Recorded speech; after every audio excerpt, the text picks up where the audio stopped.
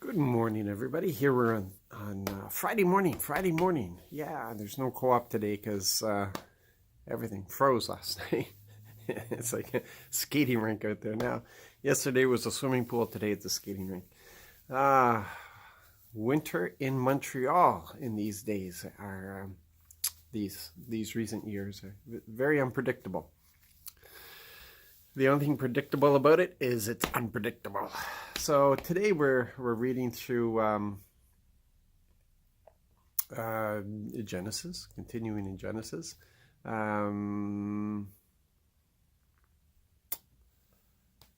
Yeah, I forgot the chapters that we just read.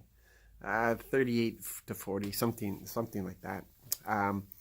But we have this weird thing with this incident with Tamar comes into it. It's almost like an interruption. We're not given any details about any of the other older brothers. It's just suddenly with Judah here, we have this situation with his daughter-in-law, and it's what it does for me is it shows me the condition really of the heart of the older kids of Jacob. Remember, I think it was yesterday I was talking about how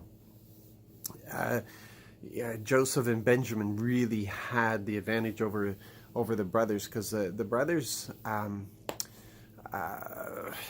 in this is the thing that I said I understood better than probably most of you, is that when you have a lot of kids over a period of time, for me it's been over 30 years that my children are spread out, and I've had a lot of them, a lot to practice on.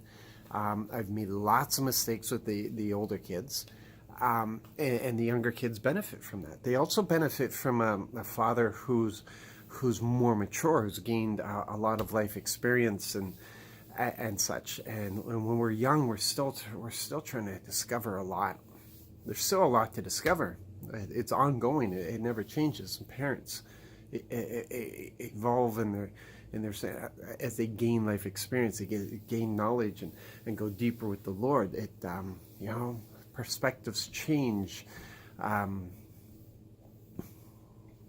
So here we have this thing where the older boys were raised, under one mentality, and Joseph and Benjamin really being raised under a different father, a father who's evolved and grown and gained in knowledge and is becoming spiritually more mature in the relationship with the Lord.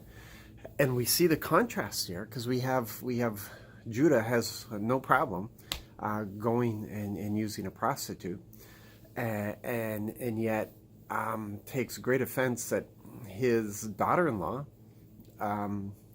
who really isn't married to anybody because the older two boys have died and the younger one hasn't been given to her as a husband, it's suspected that she has become a prostitute. Jude has no idea that this is his doing. This is his son that she's pregnant with, or boys, as it turns out to be twins. And so he was quite ready to put her to death. And understanding that they don't have a law, okay? They don't have the law, because that comes in with Moses later on. But he just doesn't find this acceptable, and he's about to kill her, and it's revealed that it was actually him, and he says she's more righteous than me, and blah blah blah blah. And we can see that with the attitude of the sons, God considered the oldest son of Judah to be immoral, and then what the second son did was just wrong, so he put them both to death. So we see this character flaw being passed down to the grandchildren of Jacob now. Now you take that and you contrast that with the type of man that Joseph is, and you can see really he's been raised under a different father. Different character has been passed down to him. Different morals have been passed down to him. A better sense of what's right and wrong has been passed down to him. We can see that just in the attitude towards sex. Judah goes to a prostitute, and yet here Joseph has the opportunity to get it on with his master's wife, and he totally rejects it because it's just wrong. when it comes to relational things. He says, no, my master has trusted me with so much. I'm not blowing it here, you know.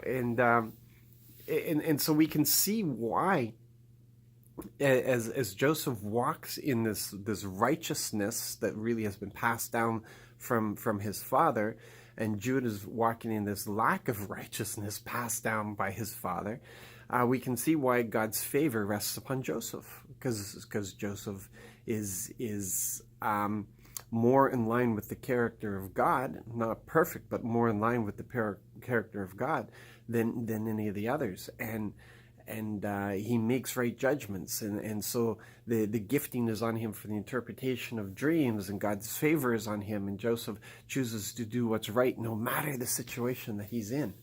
And it really comes, you can see it here that, you know, if you're looking for advancement in the kingdom, if you are looking to be better used by God, and who of us doesn't want to be, then